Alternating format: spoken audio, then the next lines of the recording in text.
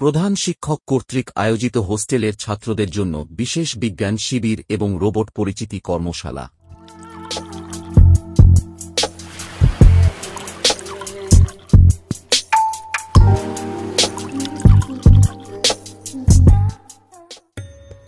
শিক্ষা শুধুমাত্র শ্রেণীকক্ষের চার দেয়ালের মধ্যেই সীমাবদ্ধ নয়, বরং এটি একটি জীবনব্যাপী প্রক্রিয়া যা নতুন জ্ঞান অর্জন, অনুসন্ধিৎসু মনন তৈরি এবং প্রায়োগিক দক্ষতার বিকাশে সহায়তা করে।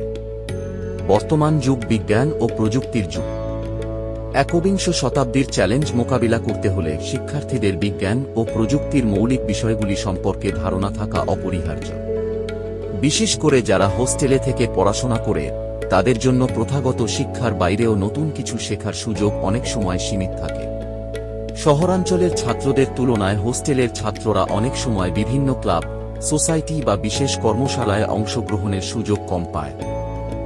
বিজ্ঞানের প্রতি আগ্রহ থাকা সত্ত্বেও অনেকেই প্রায়োগিক পরীক্ষা নিরীক্ষার সুযোগ থেকে বঞ্চিত হয়। প্রযুক্তির ব্যবহার বা আধুনিক উদ্ভাবন সম্পর্কে জানার সুযোগও সীমিত থাকতে পারে। এই বাস্তবতাকে উপলব্ধি করে আমাদের বিদ্যালয়ের মাননীয় প্রধান শিক্ষক শ্রী কনক কান্তি কর মহাশয় হোস্টেলের ছাত্রদের জন্য এক ভিন্নধর্মী উদ্যোগ গ্রহণ করেছেন। তিনি আয়োজন করেছেন একটি বিশেষ বিজ্ঞান শিবির এবং রোবট পরিচিতি কর্মশালা। প্রধান শিক্ষক মহাশয় উপলব্ধি করেন যে হোস্টেলের ছাত্রদের জন্য এমন একটি প্ল্যাটফর্ম তৈরি করা প্রয়োজন যেখানে তারা আনন্দের সাথে বিজ্ঞান শিখতে পারবে এবং প্রযুক্তির সাথে পরিচিত হতে পারবে। একটি বিজ্ঞান শিবির এবং রোবট পরিচিতি কর্মশালা এই উদ্দেশ্য পূরণের জন্য ছিল একটি সঠিক পদক্ষেপ।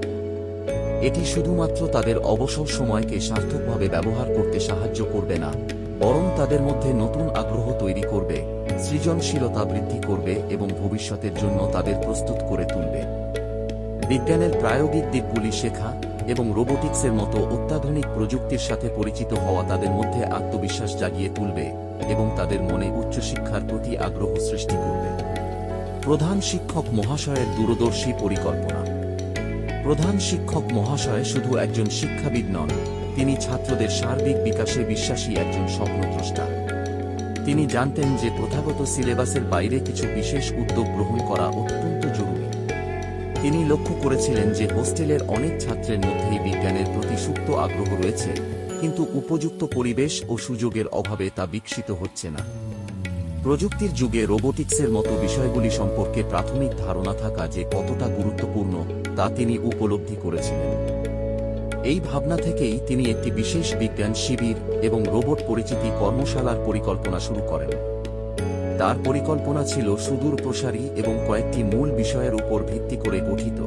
এক, আগ্রহ সৃষ্টি, ছাত্রদের মনে বিজ্ঞান ও প্রযুক্তির প্রতি ভয় দূর করে ভালোবাসা সৃষ্টি করা।